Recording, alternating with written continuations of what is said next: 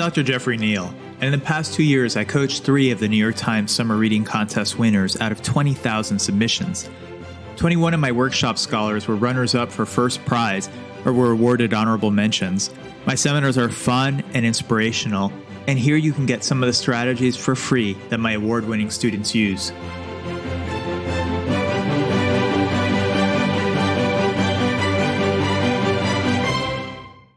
If you're like me, you come up with a lot of ideas, which translate into many words. Or you like to write details and descriptions, which require more characters than the New York Times allows you. Or perhaps your analysis is thorough and you've gone over the limit. The inexperienced editor boils his article down by eliminating whole sentences, long phrases, or parts of his argument.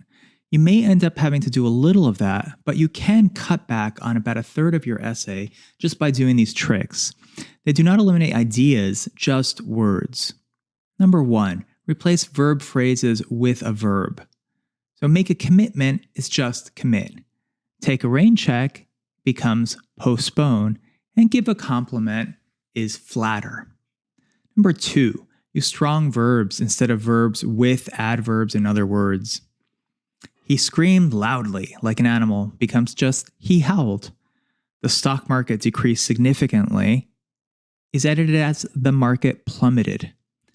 Cases were going up rapidly becomes cases soared. Number 3, eliminate transitional words and other markers at the beginning of paragraphs. These are often a crutch for real connections between ideas. Furthermore, nevertheless, moreover, in conclusion, in summary, firstly, secondly, thirdly. Number 4, find places where you can delete articles, prepositions, and conjunctions. You may have to reorder the sentence. The hospitals and the factories closed during the holidays. That becomes hospitals and factories closed for the holidays, from 58 characters to 47 characters.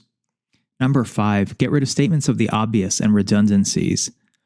Working at night in his home, he slept very little. That's 50 characters.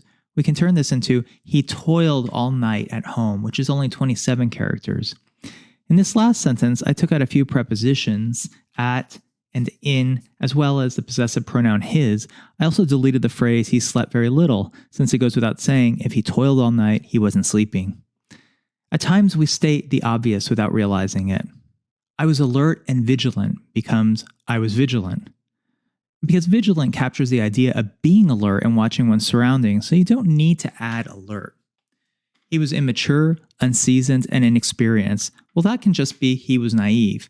Choose one strong adjective like naive instead of 3 adjectives with the commas and the conjunction.